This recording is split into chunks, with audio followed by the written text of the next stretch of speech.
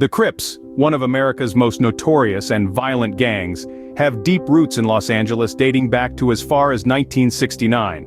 This gang, infamous for its ruthless demeanor and unforgiving nature, has had a significant influence in not just LA, but across the United States and even beyond to the international scene.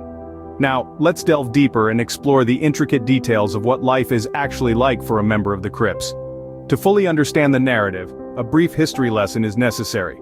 In the heart of the 1960s, the original blueprint of the Crips took shape. Two men, Raymond Washington and Stanley Williams, are credited as the founders of this notorious gang. They were not just ordinary individuals, but rather, they were visionaries in their own respect, albeit their ambitions were mired in violence and lawlessness.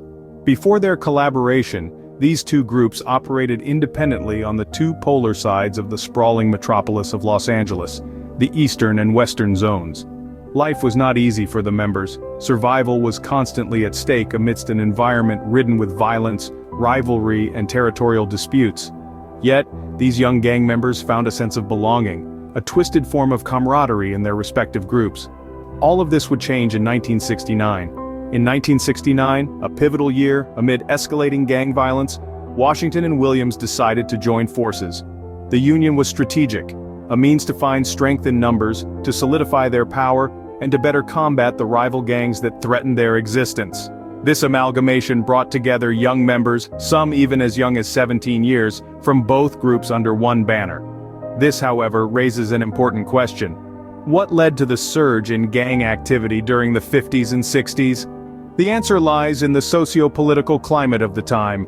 It was a period of turbulence, particularly for people of color in America. They found themselves in the throes of a society where segregation was rampant and opportunities scarce. The African American youth in particular, marginalized, excluded from mainstream activities, and isolated from resources and opportunities.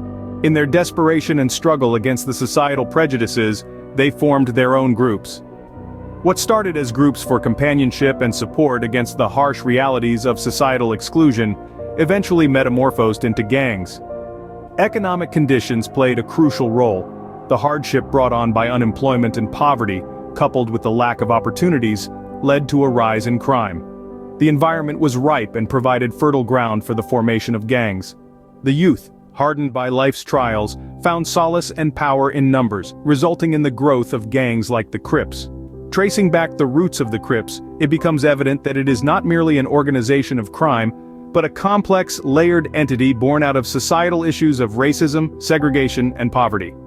Understanding the life of a Crips member involves peeling back these layers, understanding the historical context, and the socio-economic factors that contributed to its formation.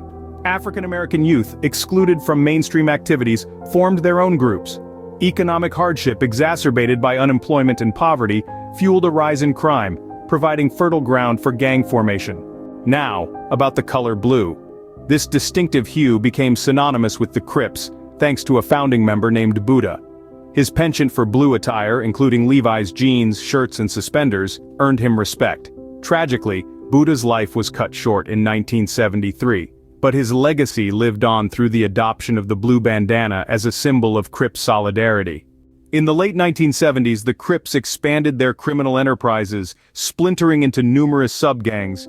Internal conflicts plagued the organization, exacerbated by the loss of leaders. Raymond Washington's assassination in 1979, followed by Stanley Williams's imprisonment, left the Crips without direction.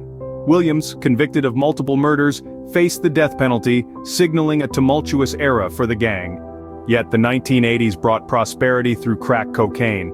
The Crips capitalized on this lucrative trade, expanding their operations nationwide. With nearly 30,000 members, they became one of America's largest gangs.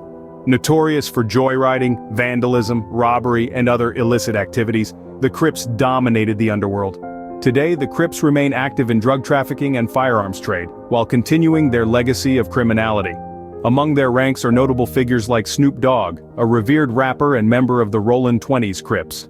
Nipsey Hussle, an activist and businessman, tragically lost his life to gang violence in 2019. And let's not forget Eazy-E, the godfather of gangsta rap, whose affiliation with the Crips is part of his storied legacy. As we reflect on the Crips' lifestyle, it's evident that their impact transcends mere criminality. Their influence extends into popular culture, shaping music and identities. What are your thoughts on the Crips way of life? Share your opinions in the comments below. Don't forget to like and subscribe for more content. Until next time, stay safe.